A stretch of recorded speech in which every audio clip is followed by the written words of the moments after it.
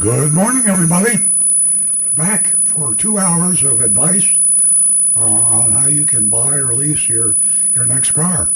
It's confusing out there. It's hazardous. You watch TV or check the online news or whatever your source is. The whole process of buying a car has got a new slant now. Tariffs and regulation, electric vehicles, hybrid vehicles. We have to make a lot more decisions today than we did just a few years ago. And there seems to be everything okay with the. I think it's Yeah. So don't be afraid to give us a call. What I didn't say, which is probably the most important thing I should say, is that your feedback. I usually say phone calls because we love your phone calls. We have 5 lines coming in to our station here in North Palm Beach, Florida. We give that priority because we like the human voice, especially yours. And Nancy Stewart, my co-host, she has got the priority to make us stop what we're doing and take phone calls, telephone calls. Now, we take all input from you because you are not just an important part of the show, you are the core. Without you, the show wouldn't exist. You tell us things that we don't know. See, we encompass the globe. I mean, I don't want to sound like we're big shots. We're not. We have most of our callers are in the United States, but we have callers from all over the world. And you're all over the world. I mean, I don't know exactly what's going on in California now because I'm in Florida, and I'm certainly not in India, and I'm not in Australia. So when we get these calls from all over, we learn things just like we do when we're on ChatGPT or Google or our daily existence. For you new callers or new listeners or watchers, because we're on Facebook.com/Earl on Cars, YouTube.com/Earl on Cars. Stream us, listen to us. We do something very special that I'm surprised the competition hasn't jumped on this. I'm surprised. I'm not sure who the competition is, but we mystery shop a different car dealership every week. We've done hundreds, thousands of these mystery shops, and we've had many mystery shoppers over the past 20 years, and our current mystery shopper is extremely good.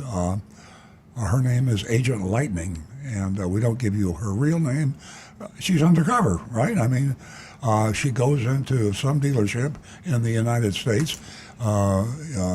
She's been in dealerships in Pennsylvania, and I think New Jersey, and all over Florida. I don't think we've hit the West Coast yet, but we've been in Pennsylvania. We've been toward the West Coast. And she pretends to buy or lease a car and reports exactly what her experience was. I mean, I'm talking names, name of the dealership, the real name, the name of the salesperson, the sales manager, and we tell you what happens. We don't pull any punches. You heard the disclosure at the beginning of the show a few minutes ago here on the True Oldies channel, and they say this this radio station disclaims any liability or responsibility of what is said at Earl on Cars, Earl Stewart on Cars. I mean, they don't want to get sued. We, of course, don't want to get sued either, but we have control. And our control is telling you the truth. So if we go into a ABC dealership and find out they're stealing from their customers, we say ABC dealership is stealing. They're breaking the law. Now, if you know anything about libel and slander, you know how much money that could cost me as the guy that's saying bad stuff about an innocent dealer. So we watch it carefully, and we just tell the truth. We've been doing it for 20 years. We have been sued, but never successfully. I think we only got sued one time. As a matter of fact, I don't think it ever went to court. It was a bluff. So I was kind of hoping it would go to court because then we'd really get some attention to the dealer, especially when we won. So it's good radio. It's good video. It's entertaining. We do the mystery shopping report at the end of the show, last half hour. We're on the air from 8 a.m. to 10 a.m. Eastern Standard Time for you folks all over the globe, and we'd love to have you listen. If you don't listen live, you can listen on podcast on your favorite podcast source, and you can go by category because we also have information at earloncars.com, and earloncars.com has archives based on. Are you thinking about leasing? Are you thinking about having your car serviced, oil changes? I cover a lot of topics, and you can go directly to that. It's an archive of everything we've been talking about for a long, long time. So probably the most important thing I say for last is it isn't about, this show is it's about far more than buying or leasing. And I'm talking about maintaining or repairing, which in the long run costs you a lot more money than the car itself. I mean, the car itself, they're pretty damned expensive. I agree with you there. But if you look at the potential cost of repairs and maintenance, if you're careless of the way you choose your car, you need some help. And we have a guy by the name of Rick Kearney sitting to my left, certified diagnostic master technician. Been there, done that. He knows everything about the old-fashioned stick shift car all the way up. I won't say to the EV because there's not that many EVs on the road now, but he's probably ahead of the average technician on EV. He's definitely ahead of the average technician on hybrids, and a hybrid is an EV. It's just it's a hybrid. That's what they call it. It's half combustion, half electrical, and pretty much all of the electrical principles apply in the total EV. So he's on top of that. Want to save yourself a lot of frustration, time, money, anger. Before you drive into an independent repair dealership or a new car dealership, before you just run in there and say, I think I have a problem, and they say sign here on a blank repair order, before you get yourself into trouble, call the show, 877-960-9960. That's 877-960-9960, and ask for Rick. And describe it. Tell them the noise you hear that you don't like. Tell them the smell. You got a squeak or a rattle. You're burning a lot of oil. Whatever worries you. And if you've got a car, you're going to have some problems every now and then. Get a free diagnosis. Call up. Go to youtube.com. Rick personally monitors that source of video and audio, youtube.com/Earl on Cars. We have an army of YouTubers. And, I mean, they could have their own show. And if you want to go to YouTube, because Rick will monitor the post.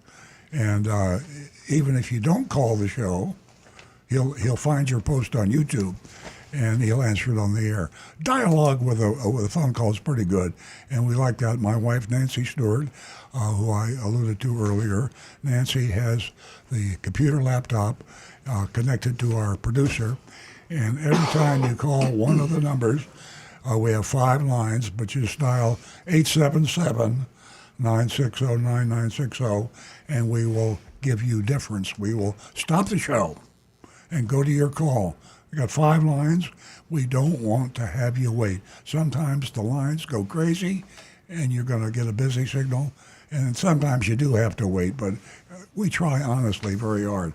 So call us at 877-960-9960. Now I'm going to turn the mic over to Nancy because I haven't told you yet about her female advocacy. She is a female advocate for you ladies out there in terms of buying cars, leasing cars, maintaining cars, and also just to call the show. For many years when we first started out, we just talked to a bunch of guys and cars are a guy thing back then.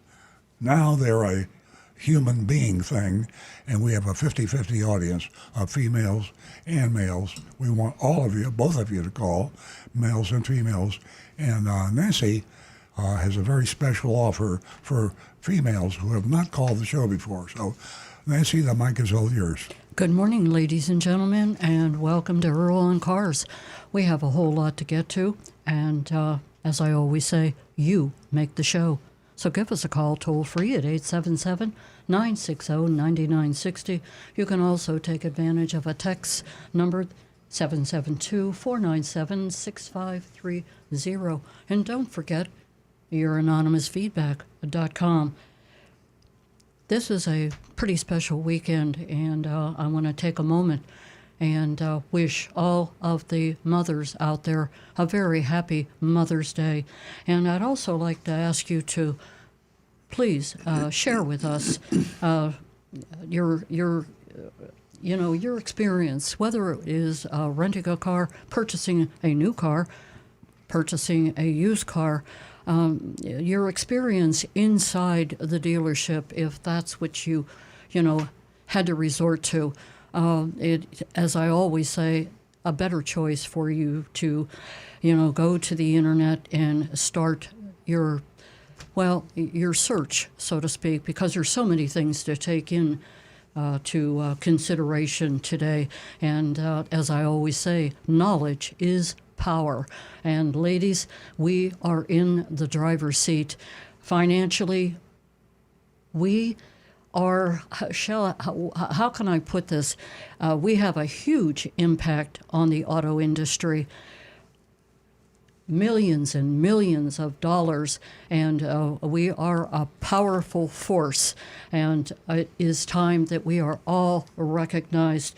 So give us a call toll-free at 877-960-9960, and remember, you make a contribution not only at home, but I'm going to say all over the world in the auto industry. Share with us your experience, whether you took a road trip, whether you took advantage of some factors that led you to purchase a special vehicle that met your needs, not the needs of the, car salesman if you were in the dealership. Again, that number is 877-960-9960. Also, I have $50 for the first 2 new lady callers. So take advantage of that. You could use that this weekend. Also, we're going to talk about Yugo. They're in the news, and we're going to talk about our mystery shopping report, which is Mazda of Palm Beaches. We have so much to get to.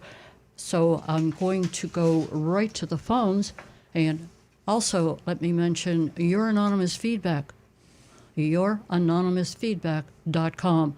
You can take advantage of that and not be identified.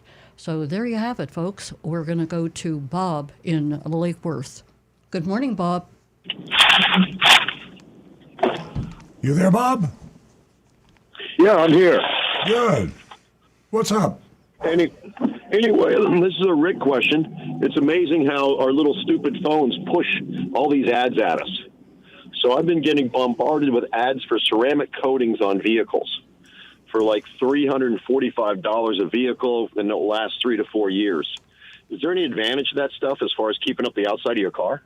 There is, but bear in mind, do your research, do your homework, because like any good product like that, you're going to get what you pay for. Find a good quality ceramic, and you may even want to find someone to do the install for you, to actually do the installation of it, because it can be very labor intensive. It's not like just putting on a quick coat of wax and wiping it off. But the big advantage to these ceramic coatings, a lot of them, they are so incredibly hydrophobic that you literally, like some of those commercials show, you throw a bucket of muddy water onto the car and it literally just slides off. The higher quality ones are fantastic. With one caveat, if the paint on your car is not in really good condition, you might have a harder time with it. So that would be something I'd want to have evaluated by someone that's a professional that does this a lot, knows what they're doing. So just do some homework. But yeah, those ceramic coatings, new technology and that stuff. I've seen some beautiful cars with that. It makes it like greased lightning. Bob, I just checked ChatGPT, and if you want to write this down, they consider one of the best ceramic coatings, G-Technique, G-T-E-C-H, as in tech, G-Tech N-I-Q, G-Technique Crystal Serum Ultra. That's a mouthful, isn't it? G-Technique Crystal Serum Ultra. Durability 9 years. I don't know what their scale they use, but they call a hardness of 10H. When you're shopping around, or just go to ChatGPT and ask for quality ceramic coatings, and you'll get a good one. And a quick note from Donovan on YouTube here, who I got to say, I trust his opinion a lot of the time. He says, no one's doing a real ceramic coat for only $300. A real ceramic coating requires paint prep, which takes a lot of time. So that kind of fits right in. It is very labor intensive. Yeah, this Bob, guy Donovan knows what he's talking about. Yeah, absolutely. And Bob, it can be pretty expensive, anywhere from $500 to $2,000. And you got to be careful, where you go to have that done. And as the guys said, researching everything is key because you can get taken advantage of, as you well know. That's hard to believe, Nancy. He's being taken advantage of the car industry. I've never heard of that before. Excuse me? That's with sarcasm in the morning. I didn't hear so what much you for your said. time. I really appreciate. I just said that being taken advantage of the car industry is. I've never heard of that before. But yeah. That is funny. Long time listener, and I love Donovan's input. But he always seems to add to the show, even over and above what your guys' knowledge. So thank you very much, guys. Have a great day. Amazing. Thanks, Thank you, Bob. We're going to go right to Peter, who's calling us from Stewart. Good morning, Peter. Good morning. For taking my call. I'm kind of a car dealer. I drive till the wheels fall off. So I have an aging. Peter, excuse me, you're breaking up, but we're going to try real hard to hear you. I have and you value and no, oil we analysis. we can't understand what you're saying right now. Before I could understand, I could hear you a little bit, but right now not at all. Hello? Peter, can you give us a call back? Maybe from another location, possibly? Okay. Hopefully we're going to hear from Peter. He'll give us a call back. That number is 877-960-9960. You can also text us at 772-497-6530. Don't forget, youranonymousfeedback.com. Now back to the recovering car dealer.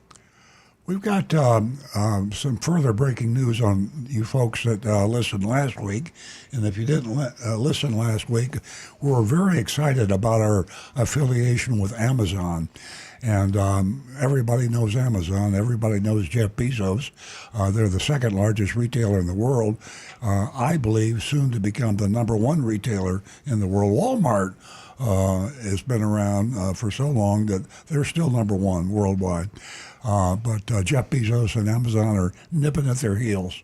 They shocked everybody about a year ago, saying they're going to start selling new cars. I mean, you talk about a lot of dealers having heart attacks. Nobody wants to compete against Amazon. I mean, they just pretty much wrote the book on retailing. Scared the heck out of all the car dealers. And they actually signed an agreement with Hyundai, and they are selling new Hyundai. So, as an aside, if you're thinking about buying a Hyundai and they build some mighty fine vehicles, if you're going to buy one, by all means, go to Amazon and get the Amazon price out the door. That's key, out the door. You bring the check in for that amount, give it to the dealership, you still have to go in the dealership to pick your car up. When you go in there, you give the check for the Amazon price, which we have tested with a mystery shop. It is a good price. There are no surprises. There's no junk fees. There's no dealer installed accessories. It's a real fair price that you're going to get on Amazon. We're not saying you don't want to shop the Amazon price, but you now have an out the door price in your pocket, and you could go to 25 Hyundai dealers and say, if you can match that out the door, and be sure you underline out the door price. If you can beat that price, I'll buy it from you and not Amazon. So that's what's going on. But only Hyundais can be bought on Amazon. Well, they're opening it up to other new car dealers.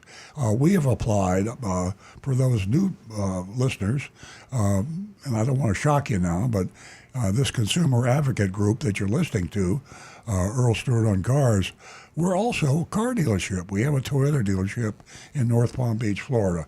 No, we're not sneaky, and we're not trying to, advertise our dealership. This is not an infomercial. We are a consumer advocate. We say things, the truth about Toyota or the truth about our own dealership, we screwed up, but we admit it and we change it. I mean, my dealership is not perfect. So we actually have callers that will say, I went in and this happened or that happened and it shouldn't have happened. And usually they're right. And we find we've got maybe a rotten apple in our barrel and we change it. So we are a car dealer, but we're also honest and transparent. So we are going to apply to be an Amazon dealer. In fact, we have applied, and we have been, I'm so excited to say this, we've been accepted as a used car dealer. Now, they haven't started the new car program yet, and but we are going to pray that we can also be a new car dealer. But we are approved as a used car dealer for Amazon. And we are going to put a full-page ad in the Washington Post. And for you in the know, the Washington Post was bought out a few years ago by, guess who? Jeff Bezos, the guy that owns or runs Amazon. It's publicly traded, but he owns a big chunk of it. And we're going to open letter to Jeff Bezos, and we're going to say, we're a used car dealer now. Thank you for accepting us. We'd love to be the first non-Hyundai dealer approved to sell new vehicles. So we're hoping for that honor. And if you have any pull with anybody at Amazon, put in a 2 cents for us, will you? If you think we're doing the job right, tell Amazon you'd like to see us as a new car dealer. Yeah, I can hardly contain myself. Yeah. When you told me what was about to happen, what was in the future, No. it was an amazing moment. I will never forget it. Ladies and gentlemen, there's such an advantage of online shopping. It eliminates the need for you to physically go into a dealership, and we all want to avoid that. And there is so much knowledge at our fingertips. As I said, it's just an amazing time. And you know what our goal is and always has been, is to give the power back to the consumer. And by doing what we're doing week in and week out, we hope with all of the information we share with you, the information you share with us, we are going to reach our goal very, very soon, because everything is definitely changing, and we want it to change in your direction, giving you back the power and the choice. Give us a call. Let us know how you feel about this breaking news about Amazon and our connection at 877-960-9960. If you don't want to give us a call, you want to remain anonymous, youranonymousfeedback.com. We have Peter back on the line, and he's calling us from Stewart. Good morning, Peter. Yeah, I'm sorry about the last call. Oh, you're loud and clear right now. Thank you. Okay, good. I drive cars till the wheels fall off. I have a 2006 Toyota Highlander Hybrid. Wow. With 129,000 miles on it. Wow. And the question is, do you think there's any value in doing an oil analysis on the engine at the oil change for aging engines? I think Rick can answer that. I see a lot of people that do this. They send in oil samples to have them analyzed. For the most part, I kind of think it's a waste of money. If you are changing your oil regularly, on a regular basis, and the oil comes out and it looks normal. In other words, it's dark. It's gonna be dirty. That's what oil is supposed to do. Oil helps. Its number one purpose, obviously, is to help cool the engine, take heat out of those main engine components, and to lubricate all those moving parts. But it's also there to help collect all the dirt and debris and run it through the oil filter to get those out of the engine. Myself, if you really were kind of just want to know, I would take the old oil filter, cut it open, and basically you're going to find paper in there that is kind of folded like in an accordion shape. And I would stretch that out, shine a good light on it, and just look for any signs of metal particles. And if you're not seeing anything major there, I wouldn't worry about it. Okay. Especially, like I say, if you're doing regular oil changes, you're doing them Rick, on a proper basis. Rick, I'm going to jump in and disagree with you. It won't be me. It'll be ChatGPT, which, ChatGPT is not perfect, but neither is Rick, and neither am I. So I want to give you that. ChatGPT is pretty knowledgeable. They basically say that oil analysis can be surprisingly valuable for both diagnosing existing engine issues and preventing future problems. It says it's particularly valuable if you have a older or a high performance, high mileage vehicle. So you've got an older vehicle. They tell you that engine what an oil analysis reveals is engine wear metals, defects early wear in components like pistons, bearings, and cams.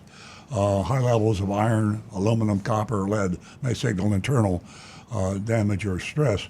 Contaminants, fuel dilution, leaky injectors. I'm skimming this. Oil condition and additive depletion, extended oil change intervals, baseline for new rebuilt engines. And as I say, for older, high mileage vehicles, is pretty beneficial. So it's something to consider. Look at the cost. And Does it say how much that costs to have an analysis done no, like Yeah, that? well, no, it doesn't.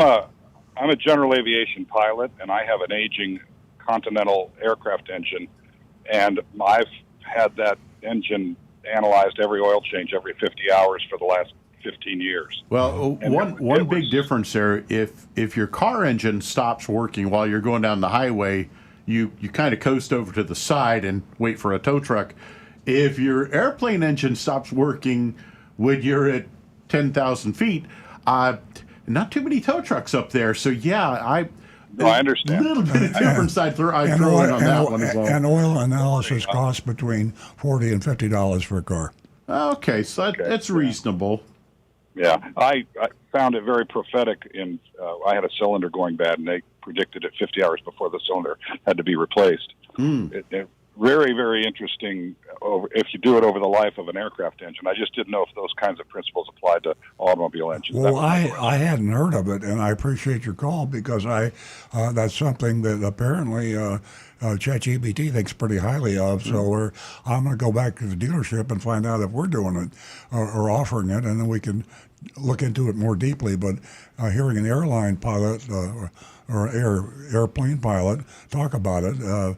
If you're gonna base a decision on flying a plane or not flying a plane based on the oil analysis, you're thinking pretty highly of one. But as Rick says, you're not gonna likely have to plunge to the ground if you're driving your car. So there's two sides Don't to worry, that. if the engine stops, I'll fly it all the way. I'll be the first one there. Get there 20 minutes before the paramedics. And by the way, in from Donovan here, he says, wear gloves when you cut that filter open. If you do that, it's no fun cutting yourself on that can. I agree completely there. Absolutely. Yeah. And he goes on to say, 100% agree with Rick. No reason for a normal car to do an analysis. I only see the point of it for a high-end, more exotic car with a stupidly expensive engine. And yeah, we were in Palm Beach County, Florida, and yeah, we do see supercars on the road here: Lamborghini, Ferrari, Jaguar. I have even seen McLarens on the road. Here's a reputable, according to ChatGPT, laboratory for standard oil analysis. Cost you $40, and it's called Blackstone Laboratories. Blackstone. That's what I use for my aircraft. Oh, great. Yeah, okay. Well, you got a good one. Yeah, they're very good, and they're very smart. They do marine engines, and they do truck diesel engines for long range truckers, so they can gauge the wear on their engines. And I just didn't know if it applied to a high mileage automobile engine. Well, and again, marine engines and truck engines, huge money on those. So right, exactly. And thank you for what you guys do. What you do is a great service to all of us, and I'm a longtime listener. And Thank you, have Peter. a wonderful weekend, and happy Mother's Day, dear. Thank you, Peter. Thank you for calling back. Interesting conversation. You're quite knowledgeable. Give us a call again. Okay, we will. 877-960-9960. You know, just recently, Progressive had, they've asked a question, and I've talked about this often on the air, and I'm not so much looking at how much a car costs, but how much it costs to keep it on the road. And it's really something very serious to look into, and oftentimes we neglect that. We're looking at how much the car costs, the car payment, things like that. But like I said, Progressive recently asked this question, and they said, how much does it cost to get to those 200,000 miles? And are the repair and maintenance costs even worth it? The money as your car depreciates. So there's some decisions, very serious decisions to make right there, because you may, like women, we fall in love with our cars, and we're teased that we move in to our vehicles. With guys, it's a little bit different, but it's definitely worth researching and being sure how much that car is going to cost on the road for maintenance, for everything you can imagine that could possibly go wrong. So, yes, Rick. Well, here's an interesting question. Just to throw this out for any of our callers or anyone on YouTube or that would like to respond in. What is the highest mileage that you personally have ever put on a car? Oh, good question. In other words, what car did you have? How high a mileage did you actually take that car to? Yeah, Great question. That is a great question. I mean, I'll start it off. My 97 Tacoma 4x4 that I had, 270,000 miles when I sold it.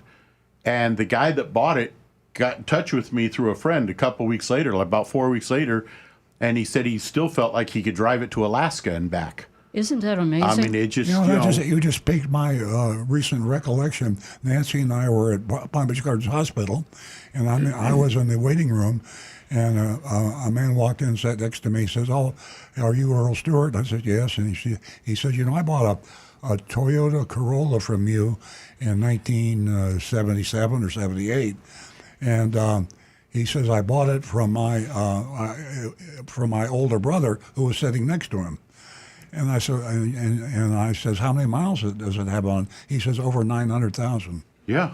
And I said, "How you two guys put 900,000?" He says, "No, I gave it to my son, and now we're using it in a some sort of a school because of repairing vehicles." But so it's amazing the mileage you can get on an old combustion engine car, 1970.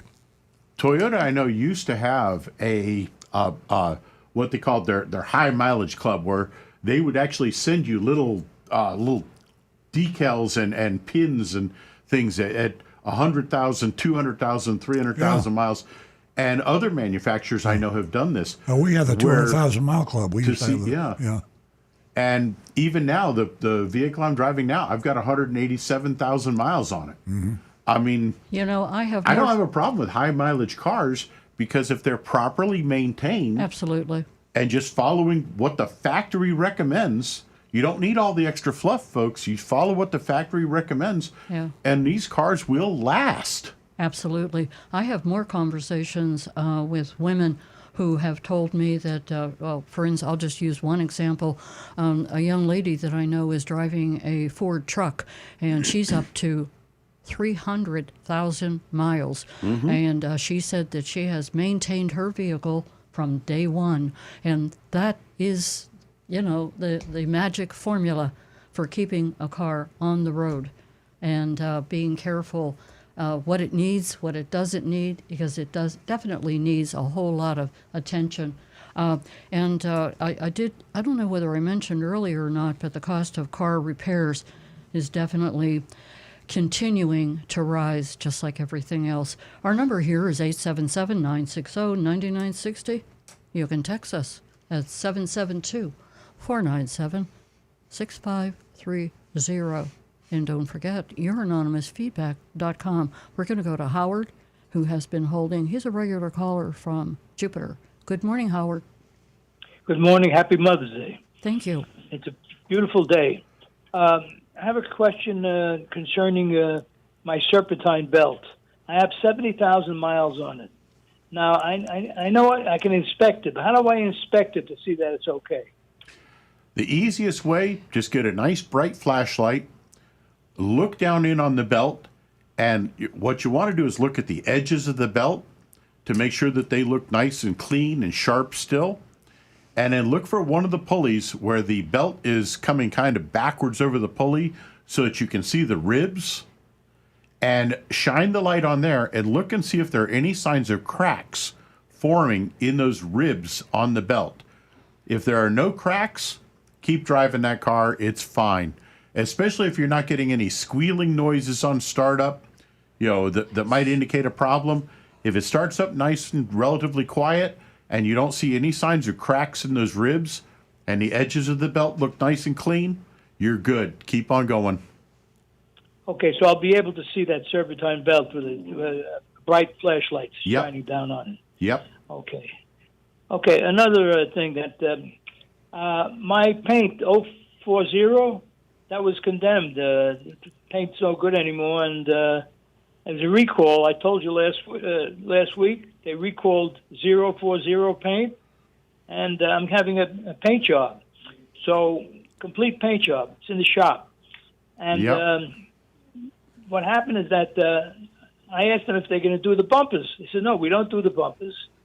But what I did is my front bumper is pristine. My rear bumper is messed up. So I asked Mr. Wiggins, who I think he's the manager there, I said, could you paint it? He said, give me a fair price. So he gave me a fair price, and I said, go ahead, paint the rear bumper. Mm-hmm. Now, my question to you is, do they use... is it a two-part paint on the rear bumper, or is it? Do they put the?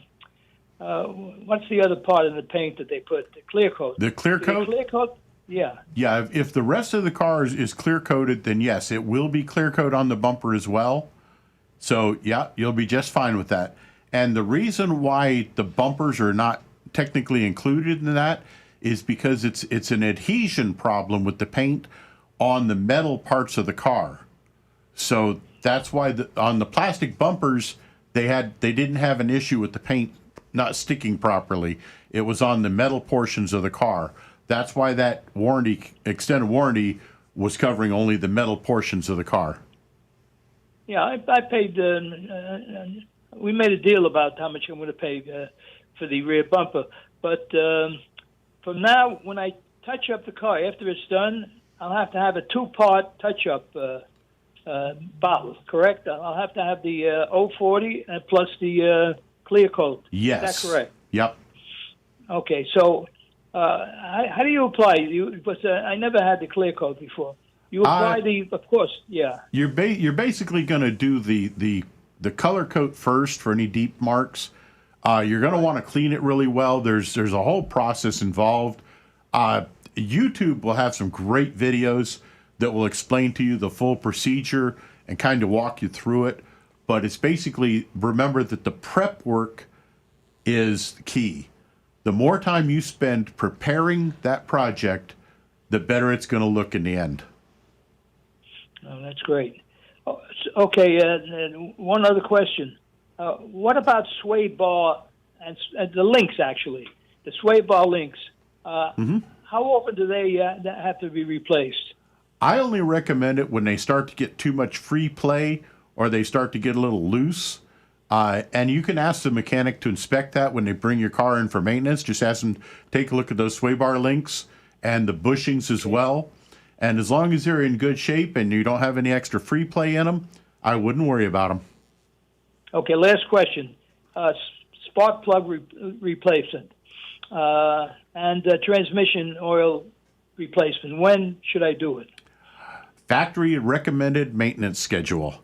The book in your glove compartment will tell you for your specific model when to replace those spark plugs and when the transmission fluid should be done.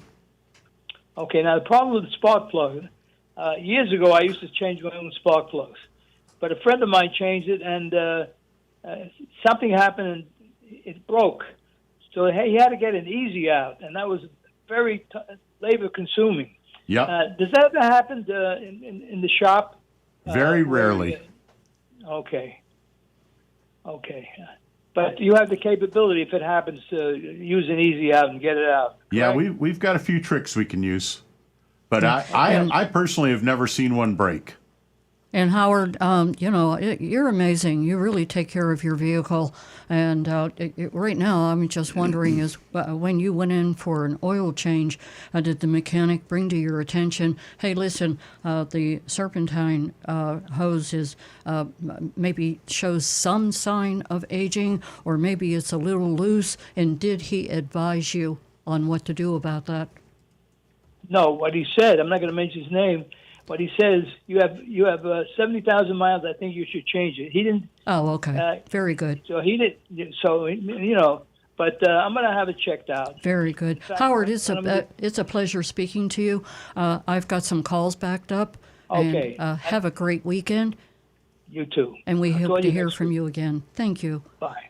We're going to go to, let me mention real quick, ladies, if you didn't hear the opening of the show, $50 for the first 2 new lady callers.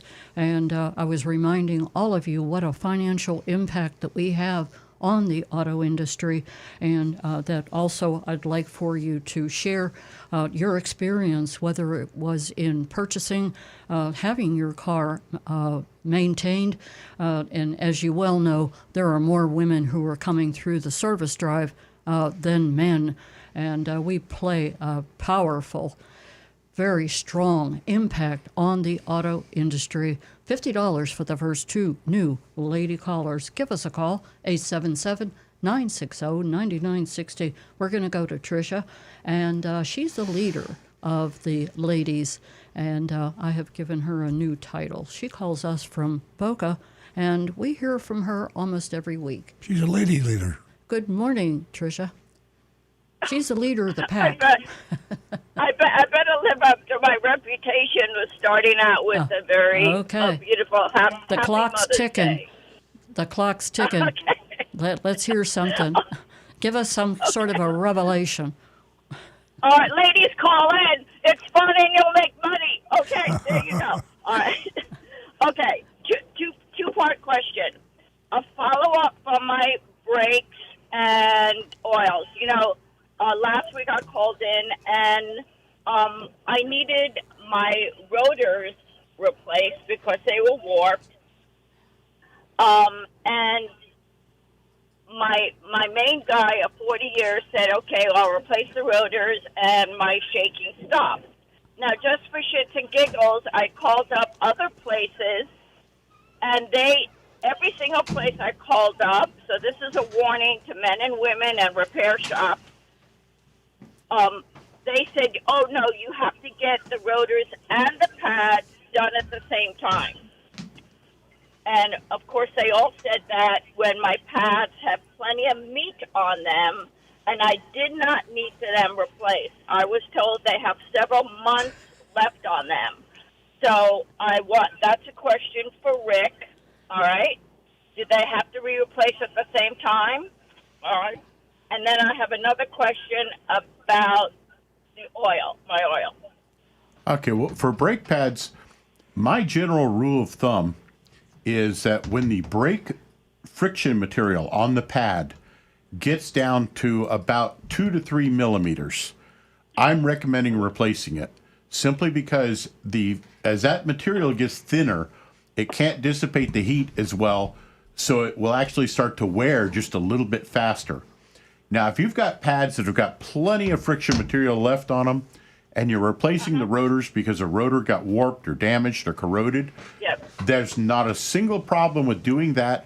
And what I would do as a mechanic is I will take that old pad and take a little bit of sandpaper, and I just lightly sand the surface on it to kind of freshen it up a little bit so it doesn't have a glaze. That way that pad will seat properly with that new rotor, and you'll get a lot less in the way of possible noise or vibration or squealing from your brakes. However, if those pads are worn down significantly, and if you're putting in new rotors, and I see that your pads are like maybe a third of their life or less, I'm going to say, hey, why don't we go ahead and put the new pads on now, because I've already got it all taken apart. It's all disassembled. So the only additional cost to you is the cost of the pads themselves. There's no additional labor. That way, 6 months down the road, if those pads were to be worn out now you have to pay the labor all over again in addition to the cost of just the part. And just Okay, well, my guy is giving me a great price either way. When I called the repair shops, they were like $400 to do both. And I said, and my guy was going to be $180. He did the rotors, and $90 to do the pads. When he says come back in a few months, so it's significantly less. Even though he said I have a few months to go on it, and he also said I needed my oil replaced at 120. Okay, which he did. Okay. And he said, now my car is already at 120. And he told me, well, when you come in a few months to replace your pads, you could get your oil done then. And yes, you could go several thousand miles over the 120 when it's due. So I want your feedback on that. I'm a little bit anal retentive when it comes to oil changes. I like to have it on that nice, simple schedule. And for my own vehicle, I do it every 5,000 miles. That way I can simply look at the odometer and say, if it's got a multiple of 5, it needs to be done. And I will give it a leeway of up to 1,000 miles, but then I try to get it back on that nice, easy schedule of every 5,000 miles. So to me, oil changes are cheap insurance to keep an engine in good condition and keep it running. And like I say, I push my cars to a very high mileage. So that's one I would take with a grain of salt. I'd be more interested in saying, no, if it's at 120,000 miles and that's when, the last oil change was done at 115 or so, I would say, no, let's go ahead and do it now and get it out of the way. Tricia, it sounds like you got yourself a good technician there, a mechanic. Right. If you like, we'd be glad to mention his name and location on the show here, and any people in the Boynton area. We're not saying he's always right. Sometimes Rick disagrees with things, but I like the idea that he gives you the prices right up front, and he actually says, don't have something done. Now, he might be. There might be an argument about whether you should have it done, but obviously he's not out there just to get in your purse or pocketbook. He's there to help you to the best of his ability. Yeah. And technicians like him are rare. Would you like us to give him a plug on the air? Yes, I've known him 15 years, and yes, he's the most reliable, dependable, honest guy out there. The name of the place is called Colby Co. COLYBCO. Colby Co. He's in East Boca, but he's a one-man show, so he's very, very picky on what he takes and who he takes Earl in, okay? So, that's what I'm saying. Now, he's the one who did my oil change last. He's the one who put in slightly more than was requested. Remember, we talked about that. He said, Rick, you said if it's slightly over, it's no problem. I found out from him that he does that on purpose. He puts it slightly more than required. Yeah, slightly is okay. Was Rick is about to tell you. So Yeah. you just want to. You don't want to have it too far overfilled. But that's you got yourself a good guy there, Colby Co. Yes, yes, but he's very picky. He's And- one-man show and very, very busy. So that's what, No wonder. I mean, an honest mechanic. That's Yeah. Sure. The world will be the path to his door. Yeah. And Tricia, you know, how smart are you? From the very beginning, we've heard about your mechanic over and over again. And isn't it fantastic that you have a relationship with your mechanic, which helps keep your vehicle on the road? And brake pads, back to brake pads, they last between 30,000 and 70,000 miles, while your rotors, they can last longer if they're well maintained. And my hat is off to you as far as having, you know, on many levels here, but in particular our conversation we're having right now, there's a lot of our listeners who don't realize that relationship with your mechanic is key. And I have to tell you that honesty and integrity has risen as far as the pools are concerned with a mechanic. And thank you for sharing your mechanic with us. Yeah, I've had other ones that are closer to me that I think I told you maybe, you know, weren't so honest that maybe I thought. Yeah. So it's been, you know, it's been a, you know, an up and down road, because sometimes I can't always go out east, and, you know, for an oil change I might stay close to home, but since I was having other things done, I had him do last an oil change and a tire rotation. Yeah. And so, What I was going to say is that, you know, your journey out in finding an honest mechanic, it's not easy, and you really have to No. stay at it. And my hat is off to you. And do you have another question before we go? no, just another beautiful, happy Mother's Day, and thank you for all you do. Thanks, Thank Tricia. you. Thank you, Tricia. Happy Mother's Day to you also. Ladies, you just heard what Tricia said. Mechanics are difficult to find. Excuse me, an honest mechanic. And as I said during my conversation with Tricia, you know, it was an amazing revelation when I found that mechanics, there are more people today who believe in their mechanic, and the mechanics, the percentage of mechanics are so honest today. It's just, it's like a unicorn. So my hat is off to all the mechanics, including Rick, who is quite knowledgeable. 877-960-9960, or you can text us at 772-497-6530. Guess who we have on the line? Road Runner Steve. Runner. Beep, If he beep. catches you, you through. Road runner. Hey, Steve. Good morning, Good morning, Steve. everybody. Happy Mother's Day to everybody out there. Everyone is very thankful for your call. Good. You amuse us. I agree with Rick. Rick, if the car's up on the lift and you need something, get it done there and save some bucks. Okay, Here we go. I got a letter. We need to purchase your vehicle. We would like to acquire 62 used vehicles by Wednesday, April 30th, to increase our pre-owned vehicle inventory. Great news, your car qualifies, and we could pay you up to 30% above book value.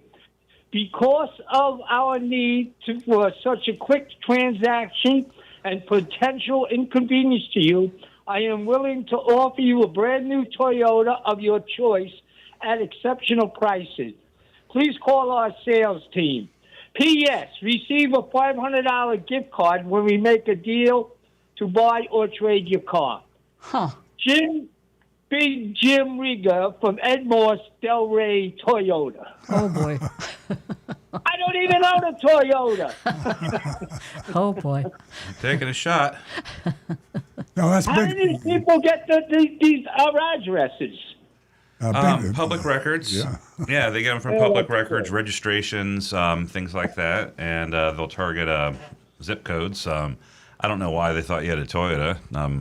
Who knows? Or it could have been a. I have a toy, but not a Toyota. No, right.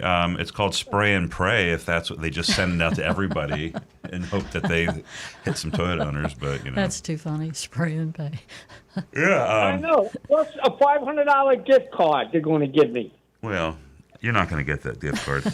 No, not because you don't have a Toyota. Everybody else You have a knows better that. chance of winning the lotto. Yeah. I know. Buy a scratchy ticket. Dad, we're getting married for the 4th time. With that. But that's about it. Everybody stay safe, healthy, and happy. Enjoy.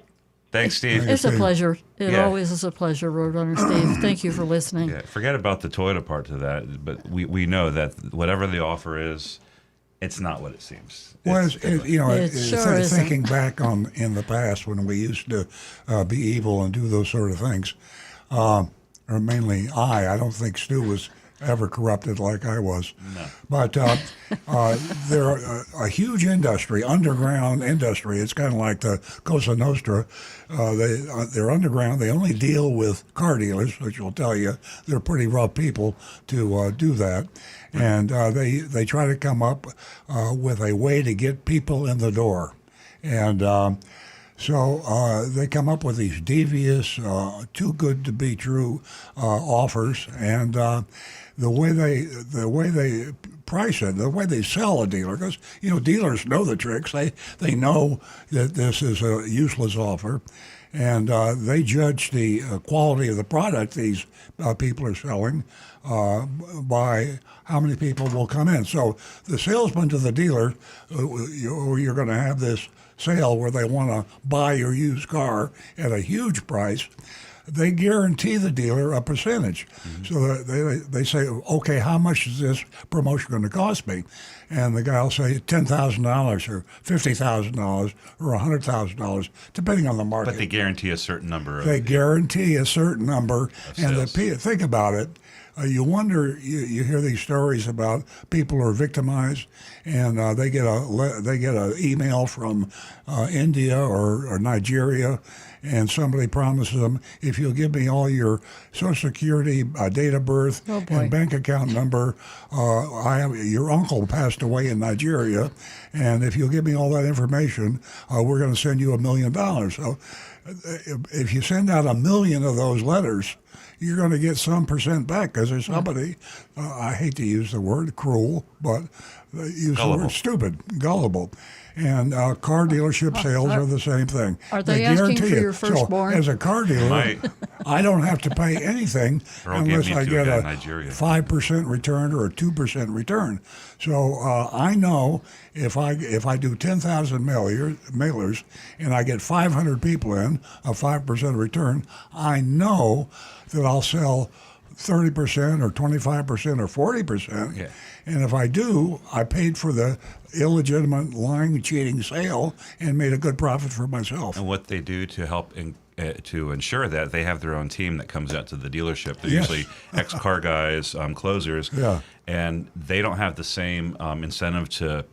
They're leaving town the next day. Yeah, they're even more evil than the car salesman. Yeah, the salespeople still have to face repeat customers and their neighbors and things like that, and that acts as a governor. But these guys don't care. They're mercenaries. They come in and then they leave, and they usually it goes hand in hand with the mailer. So there will be a mailer offering what Earl just talked about. And you'll come in, instead of going through the normal process of an appraisal, they'll send you for your appraisal to these guys. And they're usually dressed like inappropriate for South Florida, I would say. Usually wearing like really hot suits. They're sitting at a table outside. White shoes and sunglasses? Yeah, they got shiny shoes, and they're sitting out there, and then they're appraising the car. They take it completely out. And if you don't agree to this as a dealer, you don't get the guarantee. They're going to say, well, you didn't sell these cars because your team sucks. You have to use our guys. Yeah. So, and we know this because a long time ago, I know that you guys used to have them like slasher sales. and where there would be a mailer sent out to a lot of people, hopefully gullible, it would show up, and they say, sit in the car that you want. And if you're sitting in there when the slasher comes around, and he's going to slash that tag that's hanging in the window, it tells you how much the price is, and people get all excited in there. And they'll also have a free car. Yeah, and one of them is free, and they'll line up on the street outside the dealership before they open, because they say first come, first serve, and it is a circus. Well, many years ago, when I first started as a Toyota dealer, the distributor, Jim Moran, it was a kind of a wheeler dealer too, and he used to have these tent sales, and he had a product. They still have the product, Toyo Guard, and the Toyo Guard is a bunch of a fabric coat and road hazard insurance and an overpriced product. It's a bunch of that the Toyota distributor sells. So we would have a tent sale, and you had to go to the tent sale, and you had to bring all your cars out there. And if you didn't bring all your cars out there, then you didn't get any more cars. And if you didn't, and you said you weren't going to do it, and they would just deliver your cars there. They would deliver it to the tent. Yeah, and to a different city. One time they delivered all of my cars to North Palm Beach to Orlando. Yeah. And so if you wanted to have anything, you had to send your guys up there. And then their guys would go, they would sell the Toyo Guard. And this is going to be amazing. Because normally when you sell Toyo Guard, if you're selling it and it's not on the car, you might sell 5%, 10%. If you're really good, you might sell 20%. So at a tent sale, there would be 1,000 cars sold. And guess what? 1,000 Toyo Guards would be sold. Yeah. Well, that's not all that different than what's happening now in the because Southeast. they pre-install it on the car. Many toy dealers, if not most, pre-install it. So we're still at 100%, generally speaking, in the area. Yeah. Let me walk down memory lane for a second. Tent sales. You, me, Jason. Yeah. Wow, what a time it was. Yeah. Incredible. How'd you get away with that? That's rhetoric. Okay, we don't have we don't have time to go into it.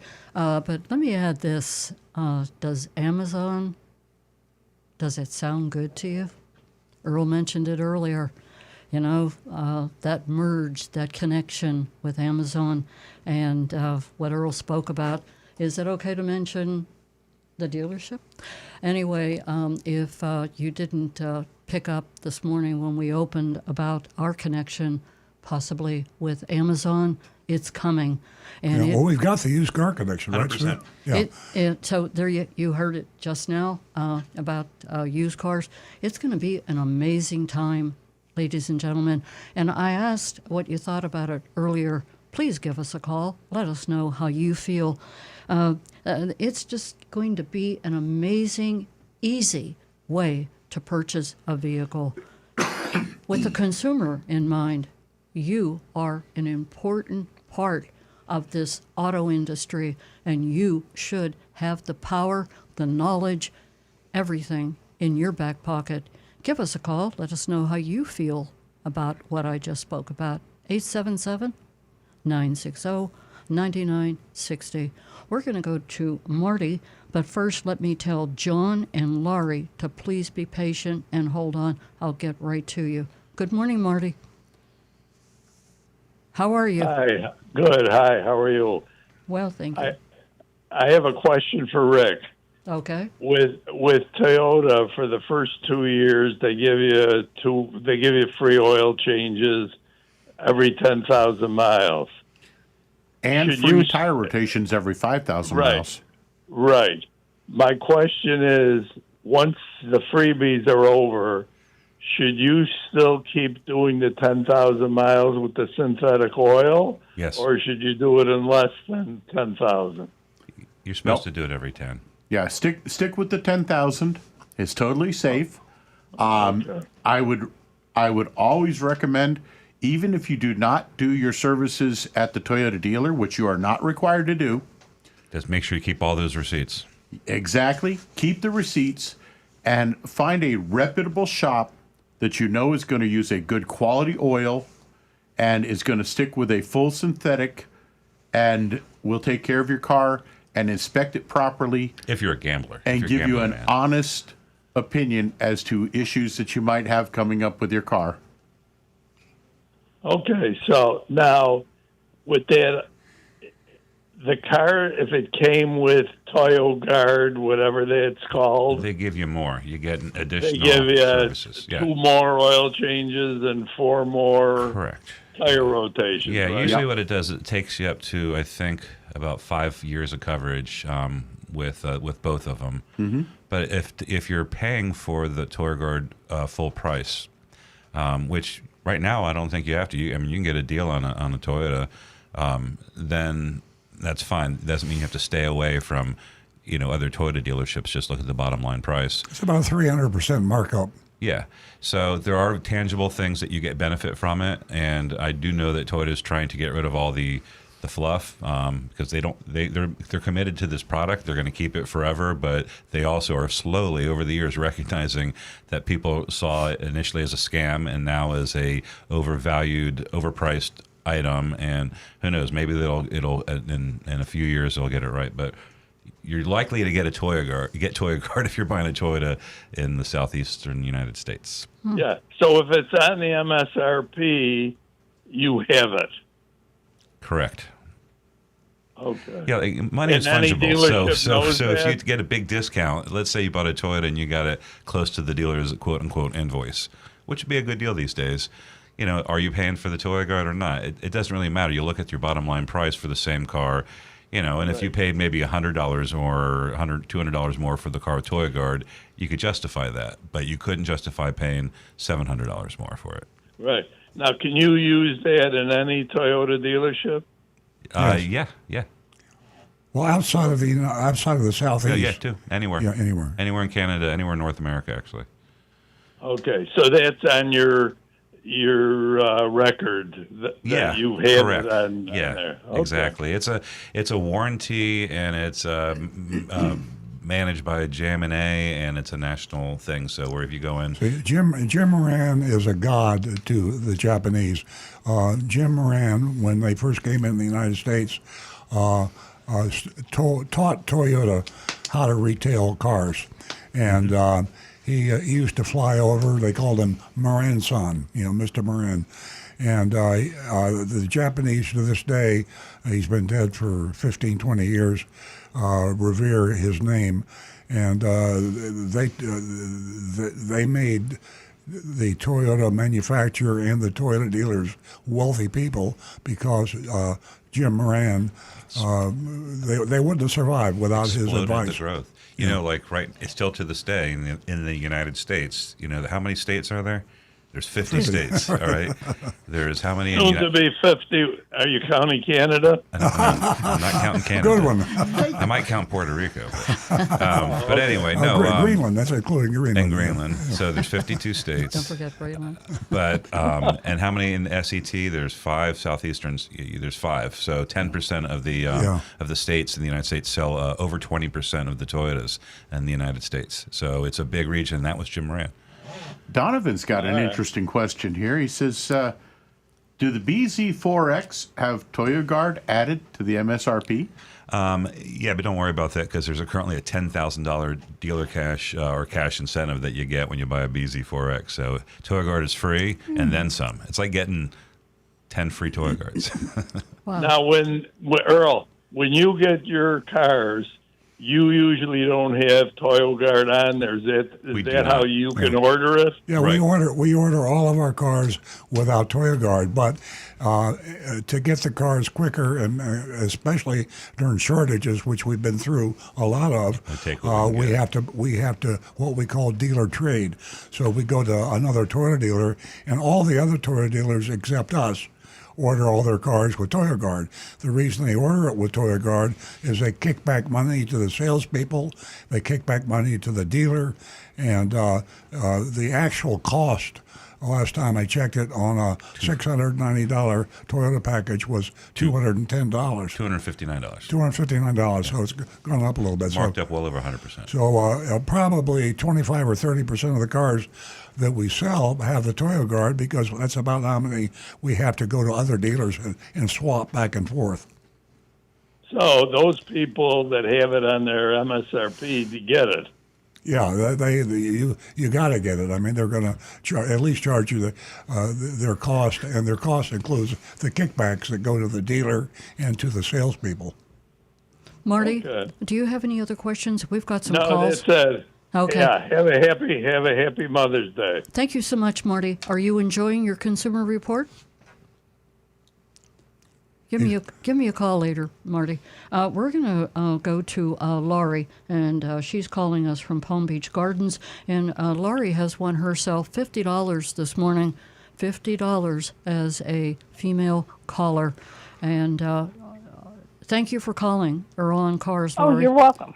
And you can stay on the line, and you can give Jeremy your contact information. He'll give it to me, and I'll write that check out for you and send it to your location that you give Jeremy. Thank you. You're My welcome. question is, with the tariffs, how are they affecting the prices of your cars at your dealership? Because that's where I buy my car stuff. Nothing yet. Okay. There's not going to be. We don't have any vehicles so far that have that came in after the tariffs went into effect, but that will change. Toyota intends on absorbing the cost of the increases for a period that they can, and it will be several months probably. Other manufacturers are doing the same thing. Parts increases that start coming in. That could start happening a little bit more immediately, and I'd have to ask our parts manager, because if it's happening, it's happening within days, because everything's in effect. So parts that are not inventoried currently, we'll start to see that. But currently, parts are inventory. We're not sourcing parts from the manufacturing companies. Southeast Toyota, who's our distributor, warehouses parts to have on hand, but those are constantly refilled, and eventually we're going to see that. So my best guess is in the coming weeks we'll start seeing increases on parts in repair vehicles, and then it will probably be later this year before we start to see anything happening on new cars. Lori, but remember this, because tariffs are so misunderstood and so misreported, and because they change almost daily, that there's a lot of confusion on the part of the manufacturers and the dealers, especially the customers. And of course, as you could expect from a car dealers are going to use that to their advantage. Now, indirectly, tariffs are going to cause a price increase even before the before the tariffs are applied, because what we've seen now is a rush to buy cars before the tariffs are affected. So a rush to buy cars increases demand and decreases supply, and that's economics 101 for price increase. And when a manufacturer or a dealer is able to sell more cars than he did last week, he's going to raise his price a little bit, even before the tariffs come. So the longer you wait, the more the prices will probably go up, but you don't know what's going to happen tomorrow. I mean, on Monday, there's a lot of big breaking news that there's no tariffs. There are no tariffs. Right. That's why it's hard to predict. And confusion causes the manufacturers, the dealers, don't understand it either, but they understand more about it than you, the customer, and they're going to use that to their advantage. So we already saw it in our mystery shopping reports. Yeah. Salespeople referred apparently to. Oh, I'm sorry. Go ahead. Yesterday, the tariffs were 80% now, or he thinks that it's a good idea for 80%. That's So from it's already China, starting but the to ones come that down. really are affecting the United States dealers is all of North America, because since the 90s and then during the last Trump administration, they modified that. It's a big free trade zone, so most of the cars you get in the United States are Mexico part of that. and Canada. It's all North America. It's a whole parts. It's a big web of manufacturing, and those are still affected. So the Canadian tariffs of 125%, those are in place, and that's a huge impact on the whole U.S. auto industry. Yeah. And Laurie, I mention, all the time, well, before I tell you what I mentioned, everything is so up and down with the tariffs, with everything right now. But doing your homework, is key. And knowledge is power, and you're in the driver's seat, absolutely, even with everything that is affecting all of us. So that's my advice.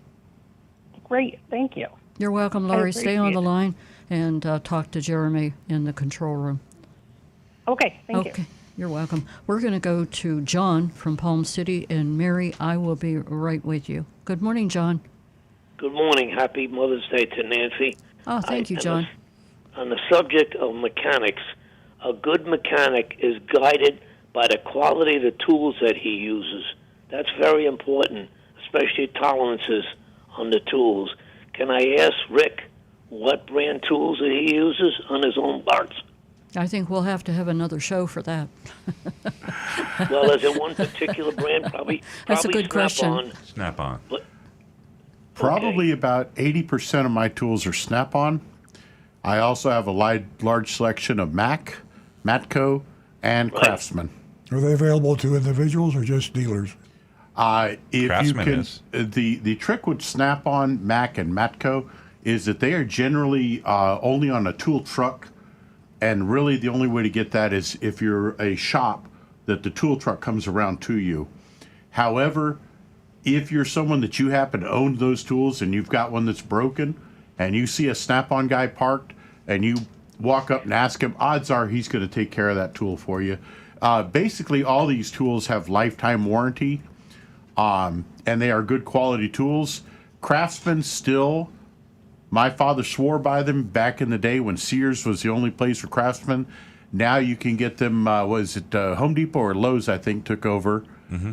And what's the one that Lowe's uses as... I don't know. By the way, I just want to warn you, Earl has in fact checked you. You can search the web for a Snap-on retailer, and you can buy them even if you're a private person. That's when I want to head off, Earl, because I saw you went right to ChatGPT. You certainly can buy all those tools that way. Yeah, they have a website. I'm faster with the keyboard, though. Yeah.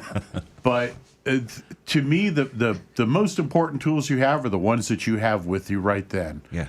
Husky and I cannot remember the brand name that Lowe's uses, but their tools are decent quality, and it's more in how you're using those tools, really. That's a key right there. Yeah. Really is how you use them.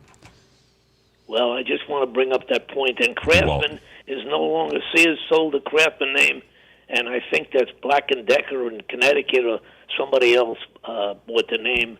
And some of the Craftsmen are made in China. Right.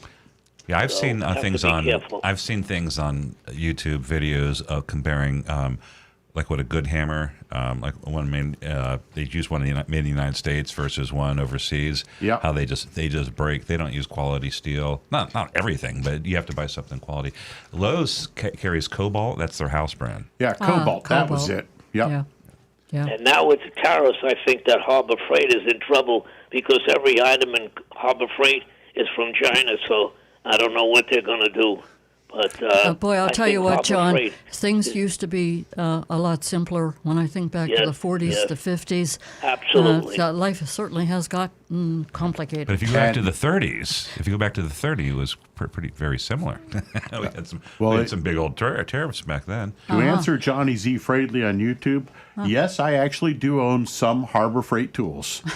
Most of them are simple things like those magnetic cups that'll hold the nuts and bolts. Yeah, but they will come in handy. Its hammer won't hold up to a Craftsman. You know, there's nothing like having great quality tools. And I speak from experience. Yeah. Nobody is allowed to touch my tools. Yeah. I have them in a drawer, and that's my go-to drawer. And that tool, depending upon the quality of it, will get the job done. I just took all the tools that I like, and I segregated. I took them away from, and these are my. I did the same thing you did. Yeah, I'm tired of looking for my tools. I'm telling you. Earl found on Facebook here a Snap-on Tools of Stuart, Florida, which is authorized dealers Travis Kent, Chris Holm, and Dan Bodon, where they have their own Facebook page. So they will work with locals on helping them get the Snap-on tools they need. Get you one of those big Great old information, toolboxes. Earl. And the biggest advantage that mechanics have with places like Snap-on, Mac, Matco, SK, Cornwall, is that when these trucks come around to your shop every single week, and you can walk on the truck and you get a no interest credit account on that truck up to maybe $1,000 or more, and you can simply say, hey, I need this tool, and if he's got it, he hands it to you, or within the next week you have it. And the old mechanics rule, if you have to borrow it more than twice, it's time to buy it. Right. Yeah. Exactly. Great information. And that's great that they come around to the mechanics because they're right there at the car. And Absolutely. if you got a broken tool, he comes around, you hand it to him, he hands you a new one. John, do you have any other comments or but questions? thank you for the input about tools. Thank you. Thank you for tuning in, and stay tuned for our mystery shopping report from Mazda of the Palm Beaches. We're going to go to Mary. Thank you so much for holding, Mary. And Mary calls us from Pompano Beach. Good morning. Hi. Thank you once again to all of you. I have a question. I have a 2023 Subaru Forester. I'm about to take it into North Lauderdale Subaru. So I keep all my records, and I'm looking over, what maintenance I need. I have very low mileage. And I'm seeing these, what I assume, and you'll tell me if it's true, these bogus fees like environmental impact fee. It's a different amount on every single bill. And believe me, all I've been doing is oil change and tire rotation for what I've needed. Can you comment on that? I mean, if they have to be on the bill, what is an appropriate percentage? Yeah, that's what I figured. Yeah. Mary, did you say Fort Lauderdale? North Lauderdale Subaru. Okay. So I'm looking at the receipts, and there doesn't seem to be any rhyme or reason to them. They're not. It's usually a percentage. It's usually a percentage, like 10% of the service. Yeah, it's a junk fee that we don't mention often enough, and I'm really glad you brought it up, Mary, because if you want to find dealers without it, if you're a AAA member, the American Automobile Association doesn't allow that. We're the only dealership that I know of that does not charge a junk fee in the service department.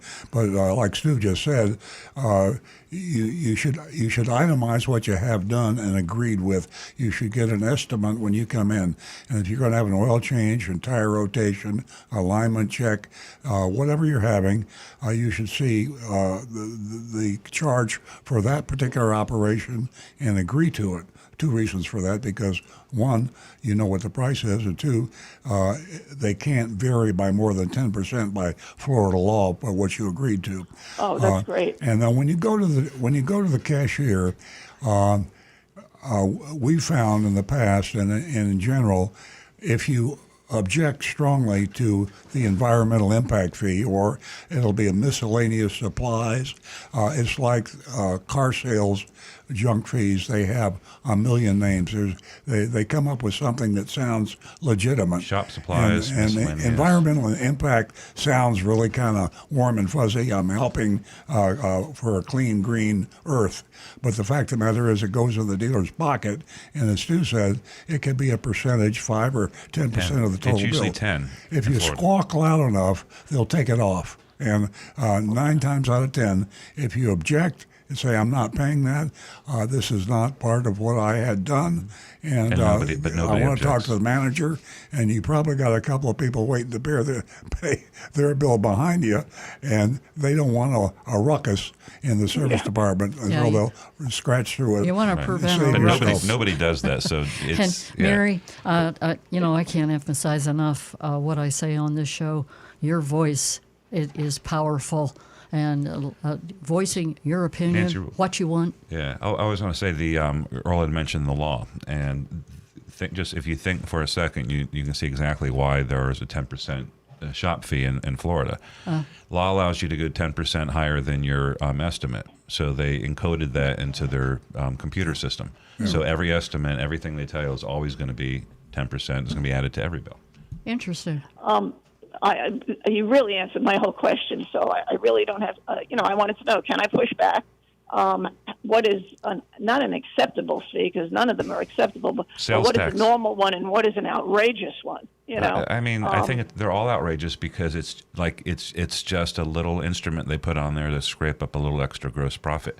So if there is none, the only thing and it's sales tax. It's not a little bit of profit because a dealership will sell 10 cars a day, but they'll service 120 cars a day. Yeah. So you take add-on, which probably averages $50 or $75 or maybe $100 on 150 cars. That's a lot of money. It is, and it's also up to the individual. You pay one big dealer fee when you buy the car, but you pay if you own the car for 7 years, you're paying hundreds of dollars. Yeah, exactly. Yeah, and use AAA.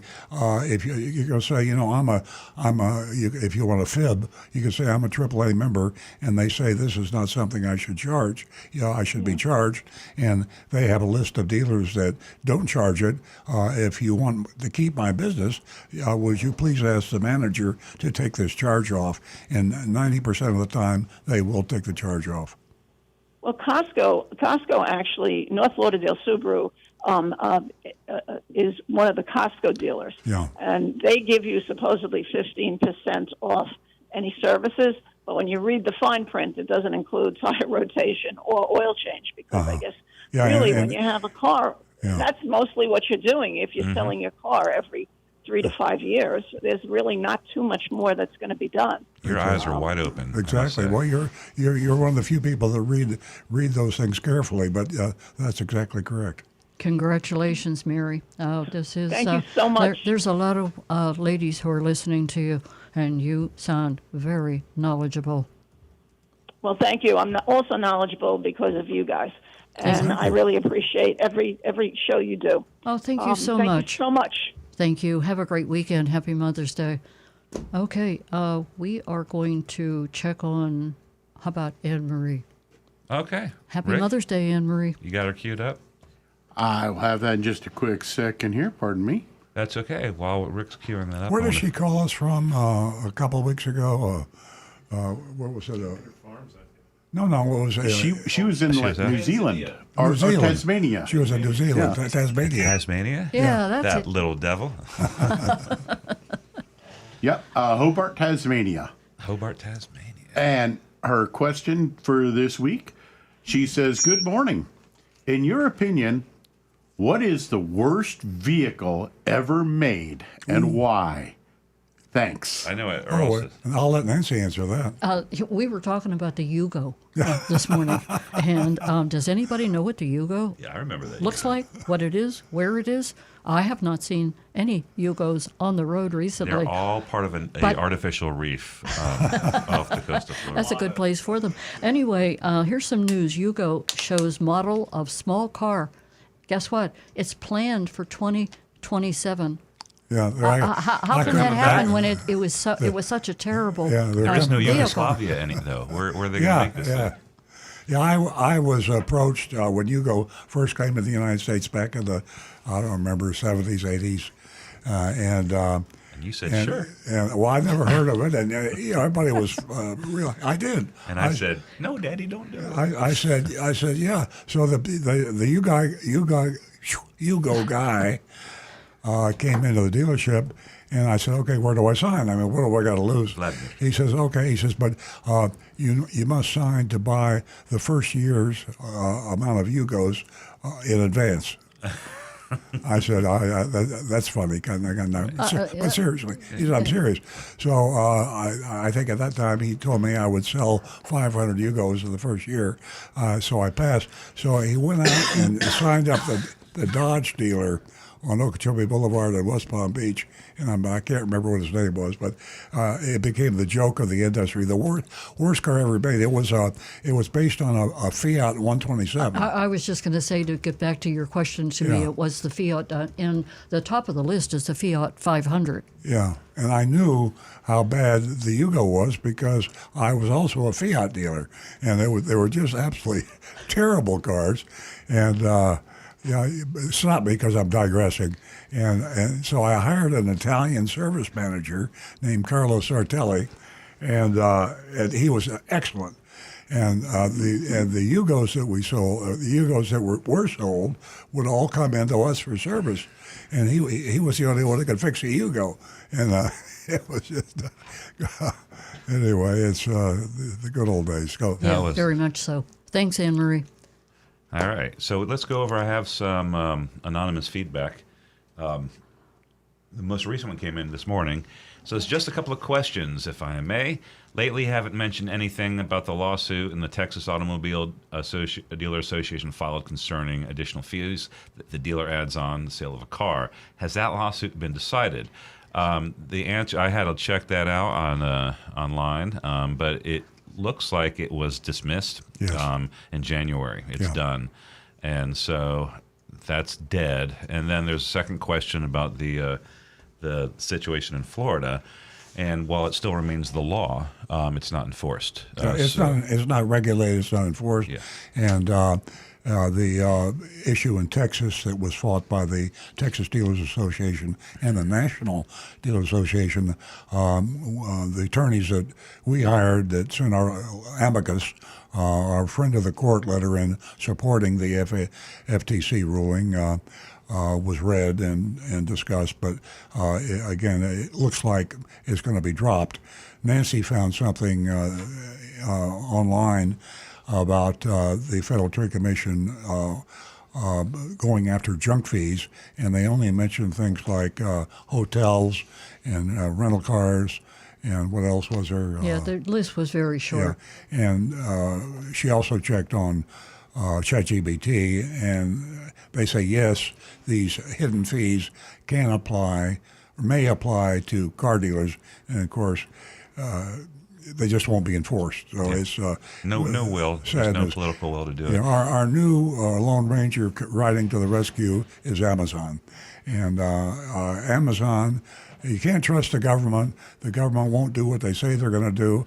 And I don't care if you're a Republican or a Democrat or an independent, government is government.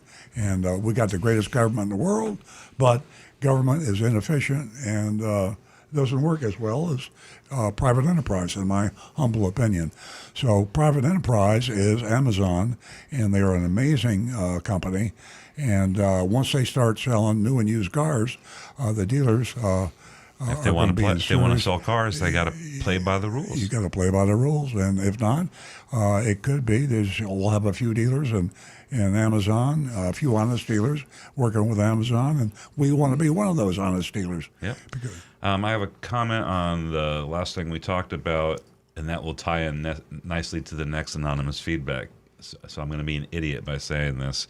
So I checked with ChatGPT on the Dodge dealership in West Palm in the 70s, and it was Palm Beach Dodge. Yeah, and I can't. But ChatGPT cannot find the name of the owner. Yeah, almost. No. So it'll come to me. Yeah, I don't know who it is. All right, so that's a nice segue to the next anonymous feedback we have.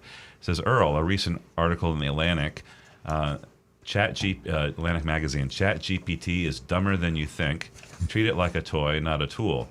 And there's a post from Medium, a website that's focused on tech, says, why ChatGPT is stupid, and you are stupid for using it. And I'll answer that. I use ChatGPT extensively. I know Earl and Nancy do as well.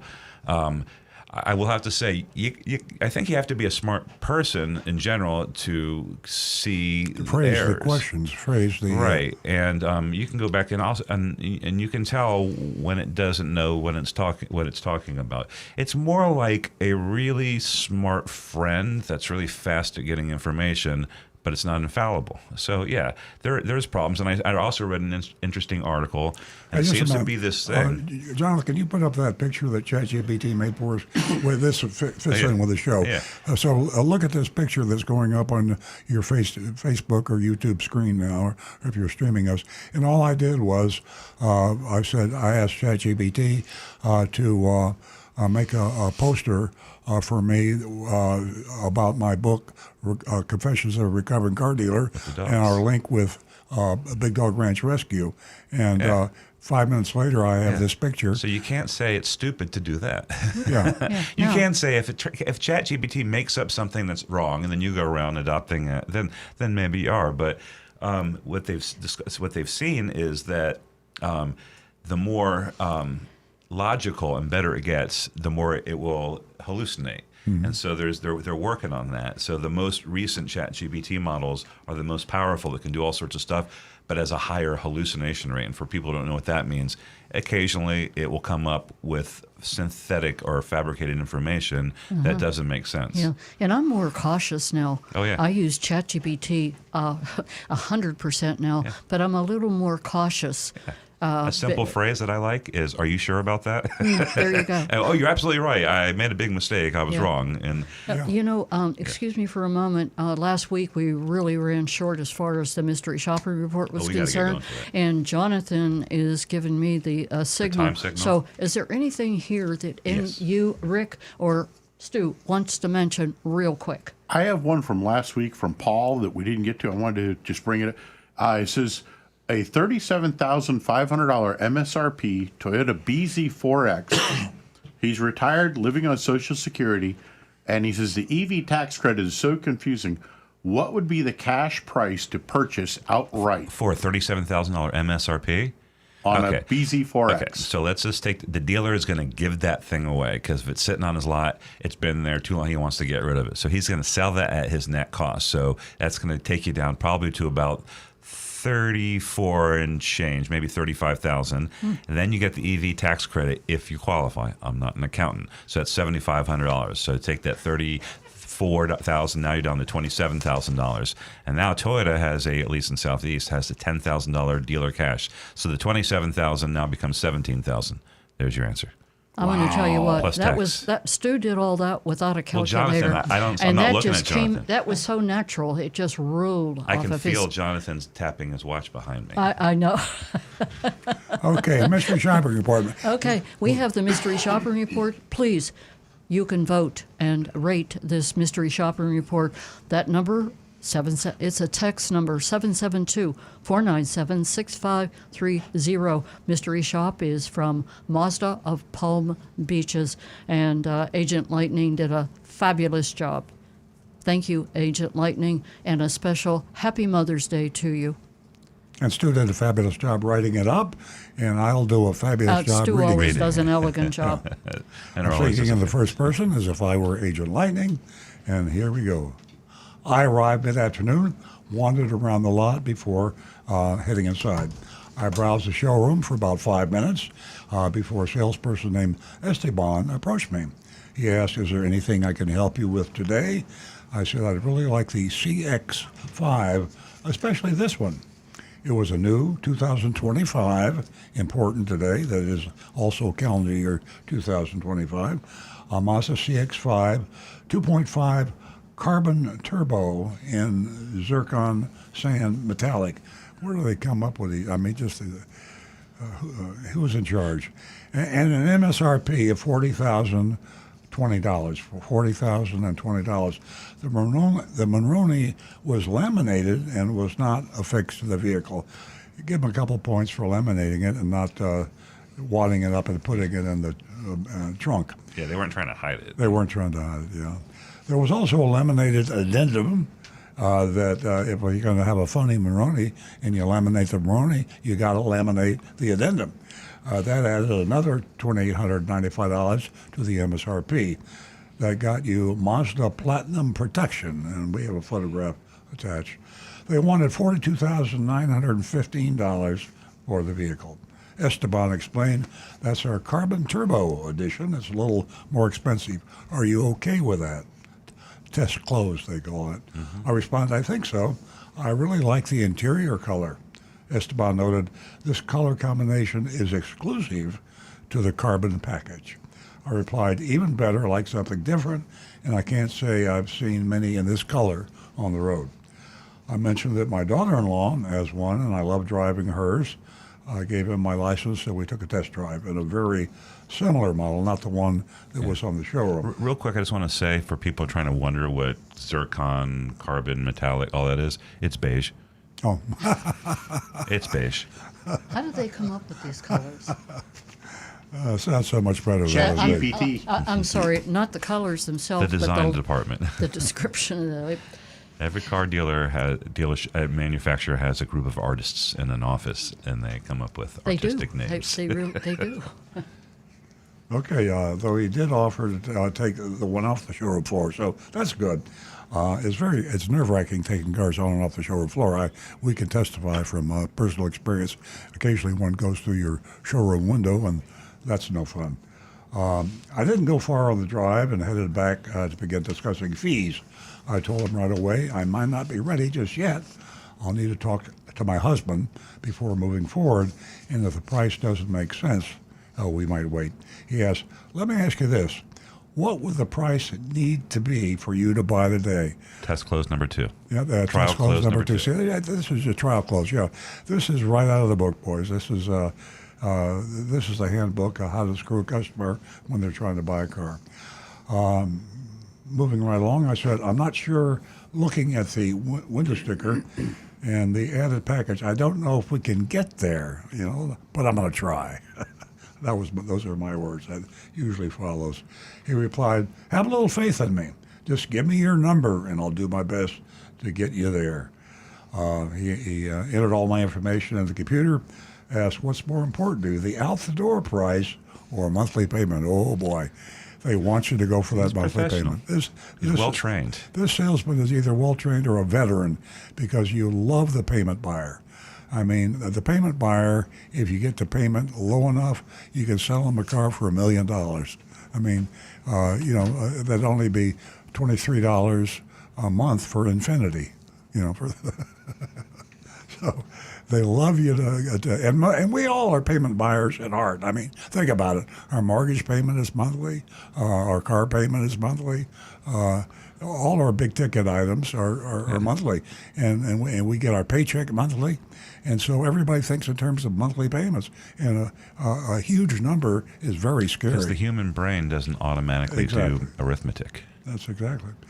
He asked me how much I'd be putting down today. I answered, for me, it's more about the out-the-door price than the monthly payments. He excused himself to speak with the sales manager, came back a few minutes later with the sales worksheet. They started me at $43,345. Philosophy being you can always come down, but you can't go back up again. So start 'em high, which was $430 more than the showroom asking price. There was no discount. Then they added over $1,700 in junk fees on top of the existing pile of junk. My price was $45,133, $5,113 over MSRP. $5,000 over MSRP. Zoom, zoom. He seemed rather young, if I had to guess, mid-20s, Esteban, but I could tell he's a sharp salesman. I let him know I didn't expect to be that far over the window sticker and that the MSRP didn't seem to match the one on the showroom model I wanted. Sharp, notice that. He asked me to pull up the window sticker on my phone and said, let me see what I can do. I think I chose the other one that's just like the showroom car. Just a few minutes later, he returned with another pricing sheet and said, I think you'll be much happier with this one. This one started at the window sticker price, $28.95 over MSRP. They took off a $3,500 discount. Then they added another $1,800 in junk fees. And you wonder why Amazon's going to take over the car business shortly. This time, my price was $41,204, which was $1,184 over MSRP. He asked what I thought, and I said, I'll have to talk to my husband. But by the looks of this just doesn't make sense to me. He explained that once my credit was run, the number might adjust. And then he asked, let me ask you this. He didn't say which way it was going to adjust, but if I could get your out-the-door monthly payments to $450, would you drive it away today? That's called an if I could, would you? And that's car slang, if I could, would you? I laughed and said, I think we both know that's unlikely. He shrugged and said, you never know what I can do. I thanked him for the time, stood up to leave. He asked if I wouldn't mind waiting. It's mandatory for a sales manager to speak with customers before they go. I mean, that's almost laughable. It's mandatory for you. You mean I have to stay here all night if I don't talk to them? Yeah, I'd say it's mandatory for you, kid. I'm going home. I agreed. A few minutes later, the sales manager came over and asked, "How did Esteban do today? Was he professional? What are your thoughts?" I said, "Well, he did a great job. I just don't think I'm going to be able to get there with these numbers today." He asked if there was anything else he could do and said, "When you're ready, please come back and see me. I'll get you the best price I possibly can." He didn't have business cards, so he wrote his number on a piece of paper. A little suspicious. Maybe that's his first day of the job. And there you have it. There you have Mazda of the Palm Beaches, and you can cast your vote. We grade on the curve. 772-497-6530. You know, I asked ChatGPT to grade them last night, and I guess yeah, I uploaded the report. Cool. And let me see if I can find this. That thing. had to be fun. That is a great idea. Yeah, I like that. It's right here. We Okay. could have three. I like that. We could have 3 votes. We could have. Well, I'll start with chats. All right, so verdict. Okay, bottom line. Oh, I'm sorry. I asked follow-up questions here because ChatGPT, I felt was a little naive on Esteban. Gave Esteban a great grade, and but the dealership not so much. But it sounds like us. So here's sales experience. This week, Agent Lightning Esteban, a polite, well-spoken. Anyway, final grade C. This is a tale of 2 experiences. Esteban, courteous, knowledgeable, and respectful. He earns a B+. The dealership's pricing and tactics, that's where things fall apart. Mazda of the Palm Beaches is using outdated, opaque sales practices that we've worked hard to warn buyers about. Padding the price, burying the fees, and trying to close them with monthly payments instead of real transparency. That's a C grade experience in 2025 at best. Florida, yeah. But then I just asked, I go, did you think that maybe Esteban's professionalism was a sign of slickness? And then it said, well, when you put it that way, and kind of agreed with me more. So ChatGPT gives it a C. I disagree. I think it is 2025, and maybe that the carbon thing is a low supply, high demand vehicle. Carbon turbo. Carbon turbo. I don't think we're in that market now. I mean, I don't know much about the carbon turbo, but we did check. They are not selling for MSRP. You are getting discounts from them, so they're still going for over $1,000 more than MSRP, and the wrong person would have bought it for $5,000 over. Yeah. I mean, the person that went in there and took there's marks out there, and Agent Lightning's not one, but yeah. So I give them a I'm going to fail them. I think they're really out of the norm. Wow. Yeah, I'm going to give them an F. Wow, Stu. It's 2025. Wow.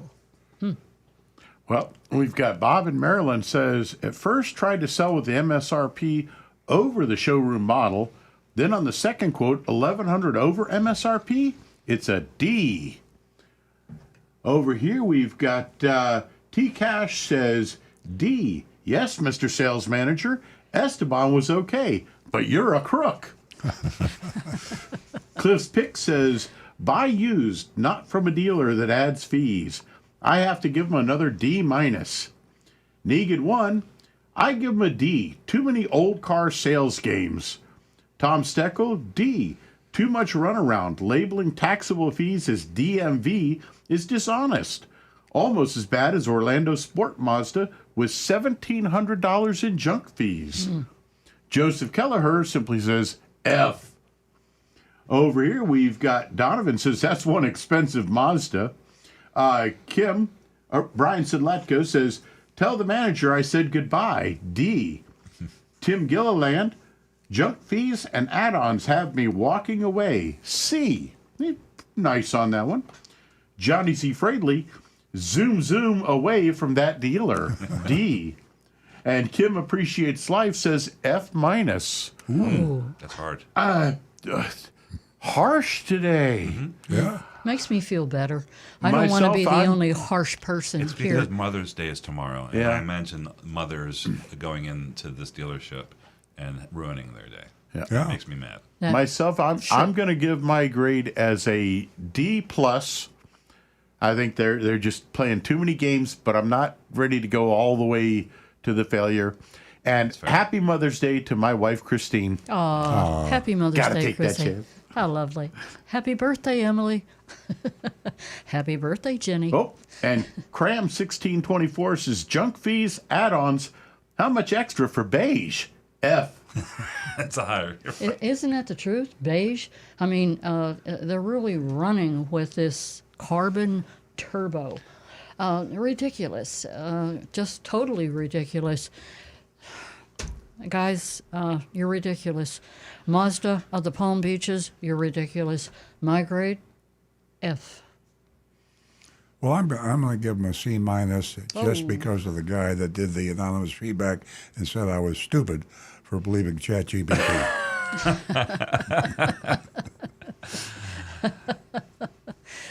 You know, I was looking up all these colors and where they come from, and we've talked about that years back about how they come up, and Right. I even asked years- Stu. I thought the answer might have changed, but you were right. I mean, they just sit in this. Years ago when Earl started making the comment about the crazy colors, I intentionally started make sure that I would put the name of the color in there.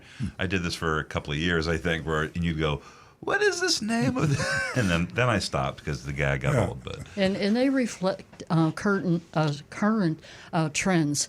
Yeah. And if you take a look at the colors on the road right now, do you notice, that really, it's, pardon the expression, it's like they're in Afghanistan, that they're going to be traveling through the Grand Canyon. Yeah. And now what's happening is you're going to start seeing these trends of pinks. Really? And blues. I hope so. Because everything's beige and gray right now. It's so redundant. Or gray and silver. Yeah, but you're seeing some Real really quick. good colors like Nancy's Tesla.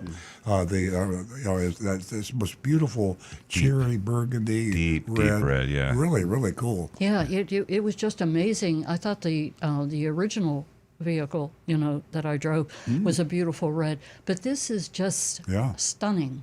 Absolutely. Yeah. And it is. And you like the first hue one. in it you like the is first very one, and this was unusual. even better. Yeah. Yeah. Kim Appreciates Life says, Happy Mother's Day, Nancy. Who? That's Kim Appreciates Life on YouTube. Aw, thank you. Thanks, Happy Kim. Mother's Day. All right, so the final grade?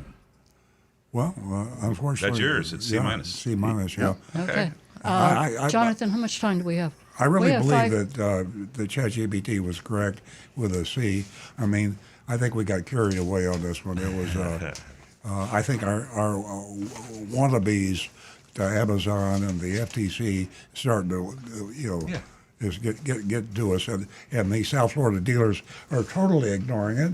So we got to go back to the curve where The curve shifts if you want to buy a slightly. Mazda, where are you going to go? Right. If we fail the Mazda dealer, there are probably other Mazda dealers out there that are cheating worse than he is. They're all so, pretty bad. Yeah. But Hey. Do you want to talk quickly about, I believe that you found this information about a former Florida dealer employee that it was accused of stealing I'm not sure why. $75,000. Frank Hernandez owns Bev Smith Kia and Bev Smith Does he? Gonzalez.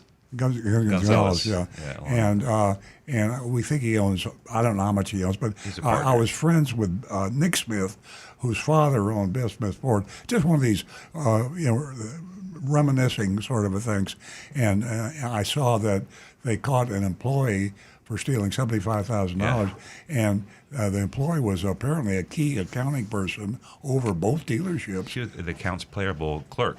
Yeah. So she's responsible for She had the credit paying card. everything. She had the company yeah, credit card, and she was out there buying all sorts of stuff.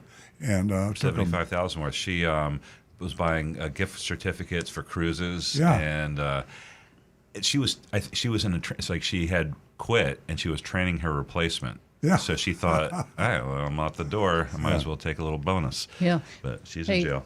Moving on quickly, let's talk about New York. Let's talk about the 3 Yeah, $1.2 million. the Attorney General hit they're trying to a bunch resolve of- the allegations hit with a bunch of Nissan. Nissan dealers for $3.2 million.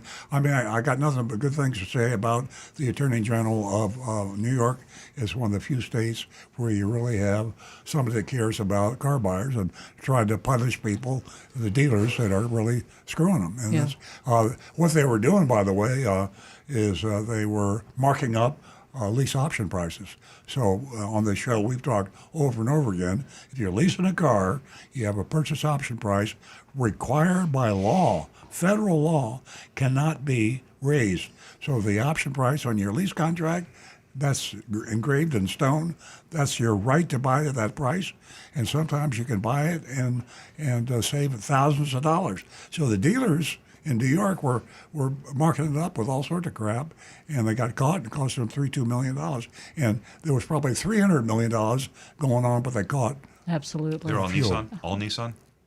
They were all Nissan. That was interesting to me. And it wasn't a chain of one guy that owned them. It was probably a 20 group.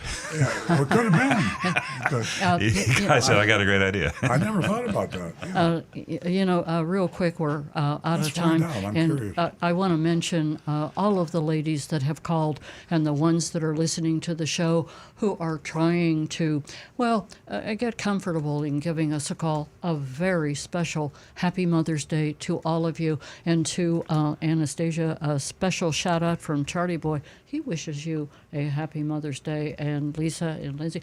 The list is endless. I'd need 2 more shows to mention all of the ladies who play a huge part in our show and play a big part at home, taking care of so much.